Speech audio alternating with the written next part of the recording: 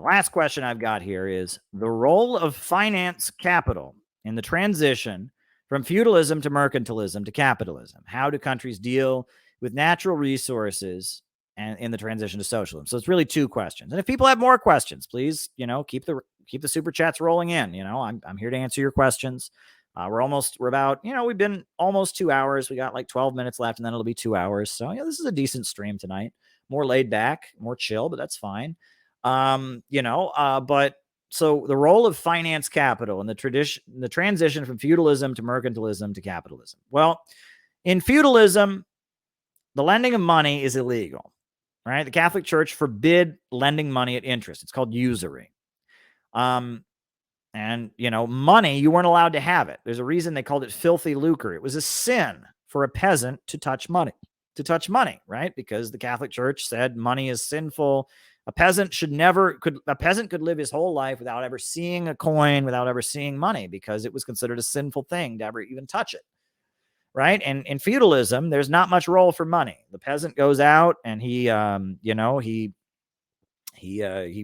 the crops and he gets to keep some of it. And then the rest, goes to the landowner. The blacksmith goes out and makes pieces of metal for the landowner, right? I mean, the soldier, there's not, you can do it all without money in feudalism, right? Everyone just kind of gets their, they get their piece of food, they get their share of the meat or share of the crop, and everyone kind of gets what they need, and there's no role for money except trade, right?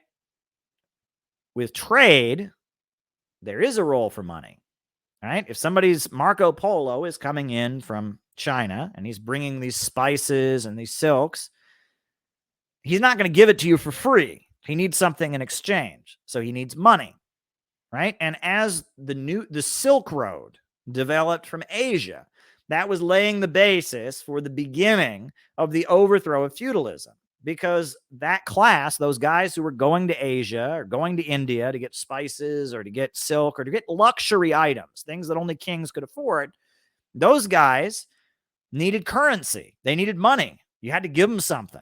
You couldn't just, tell them to go and do it. You had to give them something.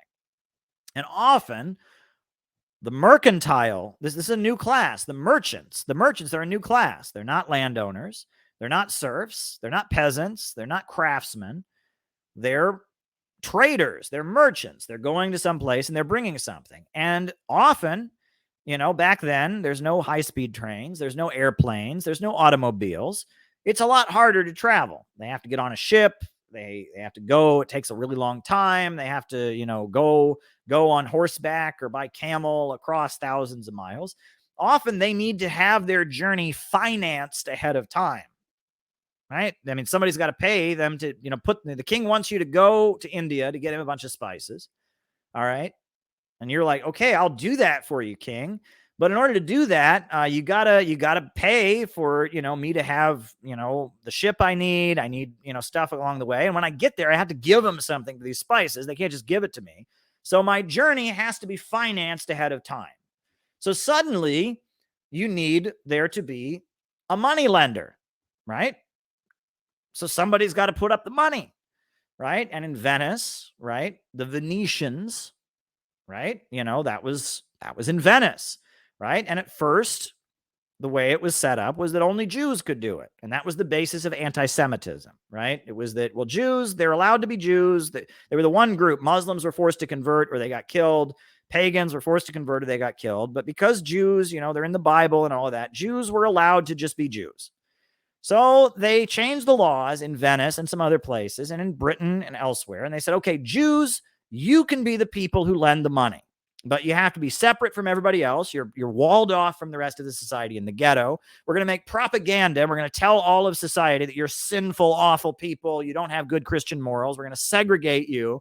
We're going to castigate you. We're going to make everyone hate you, right? And you're going to be in this special walled off area so that when the king needs some money, right, he then uses you to finance the merchants, right? And that was the role of the Jew in feudalism. The Jew was a group of people, just like, if you were a blacksmith, you inherited that from your father who was a blacksmith, just like if you were a basket weaver and you inherited that from your father who was a basket weaver. In the Middle Ages, they picked one group of people, the Jews, and their job was to handle the money. And that was how the Middle Ages were set up. And they were mistreated on account of that. Every time there was an economic problem, they would mobilize all the peasants to go and kill all the Jews and have a pogrom and be brutal lynchings and burn their houses. And it was awful, right? And there was brutal oppression of Jews on that basis. And they were kind of scapegoated for the country's economic problems. But they were in feudal society because of the Catholic Church, because they were the one group that wasn't forced to convert to Christianity. They got assigned the task of handling money. And so because of the rising mercantile class, you needed to have, in addition to that, you needed to have financiers, right? And so the Catholic Church was forced to change its rules that no one could lend money at interest. And you had the beginning of finance. And if you look at some of the work of who is it? It wasn't Leonardo da Vinci, was it? Or was it Michelangelo or one of those Italian sculptors? He did paintings of bankers, because they were considered great people, because they were enabling progress, right? Without the bankers putting up the money and financing it, you couldn't have Marco Polo going to Italy. You couldn't have trade routes. They were pioneers. They were advancing human progress, right? And a lot of the early Renaissance art is very positive about bankers, right? It's like bankers, financiers are great people. They're heroes. They're innovators. They believe in new technology. They're on a lot of the great, Bach, Beethoven, people like that, they had kind of an admiration for the financier, because the financier was seen, not Beethoven, that was years later, but, the financier was seen as somebody who was advancing the economy, right? And the financiers existed, but they were kind of controlled. They were under the boot heel of the king. Feudalism controlled the financiers, right? That they existed and they were there for the financiers. But as that mercantile class grew and the merchants kind of moved into production, those who had made a lot of money from being merchants, they started saying, well, we can have factories and produce products. And so the mercantile class started turning into the early capitalist class. And they had a relationship with the financiers, right? And there was a relationship between the mercantile class as it's becoming the industrial capitalist class and the financiers as they're the financiers. Eventually, the mercantile capitalist class overthrew feudalism. The French Revolution, the English Civil War, feudalism is being overthrown. The financiers were in an alliance with the capitalist class because the capitalists need someone to lend them money to facilitate capitalism. So that's the relationship there, is that the mercantile class, the traders, became the industrialists. And in order to facilitate them being the mercantile class, they needed the financiers, right? And there you go. But and that's where this anti-Semitic stereotype that Jews are money lenders, that's where it comes from. Shakespeare wrote a horrendously anti-Semitic play called The Merchant of Venice, right? And it's about this idea that the Jew is a money lender, et cetera, right? That's where that comes from, right? But you'll notice that starting in the 1800s, once, capitalism was emerging, all kinds of people that were not Jewish got involved in banking, right? The Rockefellers, right? The Rockefellers started out as running Standard Oil, and they became a huge oil monopoly. But then they had all this money. They became bankers. The Morgans, right? Henry Morgan, he was this big industrial capitalist, but then he had all this money, so he became a banker. And that as, a lot of the wealthy industrial capitalists, they became bankers. And if you look at the various families in high finance, most of them are not Jewish, right? But that stereotype of Jewish bankers that's used in anti-Semitic propaganda, that goes back to the Middle Ages. And the reason that the Nazis were using that is because the Nazis were all about trying to restore feudalism.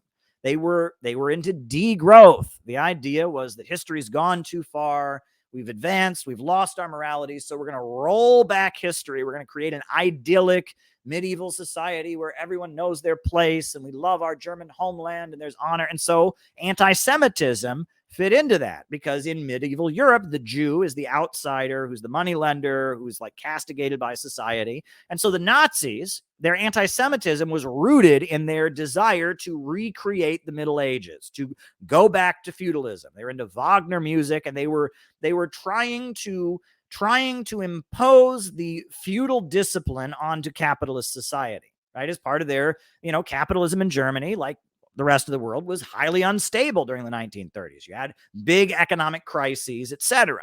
And there's mass unemployment. And the idea is, communists are saying, let's march into the future, right? Let's take control of the means of production and unleash human growth and productivity to march to a higher plane. Fascism is saying, well, no, we're going to bring back order and discipline and honor and chivalry in the Middle Ages, and we're going to go backward, right? And part of going backward was stripping Jews of their citizenship, isolating Jews from the rest of society, and that went with the creation of a slave labor concentration camp system. That went with the excessive promotion of the military, because in the Middle Ages, the military was a much bigger part of society. It was like that was what kept society in order. It was the knights and the military. Right. So Nazism and its anti-Semitism was rooted in nostalgia for the Middle Ages, and that ultimately fascism is about going backward. It is about degrowth. That's what it's about. Fascism is about degrowth, and it's about trying to go backward. It's trying to, it's like, imagine that, capitalism is like this destructive genie that's been unleashed, right? Communism says, well, we want to go to a higher stage, right? Fascism says we want to stuff the genie back into the bottle. That's what they're trying to do. They're trying to just, stuff the genie back into the bottle by recreating feudalism, right? By recreating a society where everyone knows their place. There's no class struggle. There's no strikes. There's blood and soil and honor and all of that. That's fascism. It is about historical regression. It's about moving backward to try and save capitalism. That's what fascism is. And that's why they have this obsession with the Jewish banker and anti-Semitism and all of that.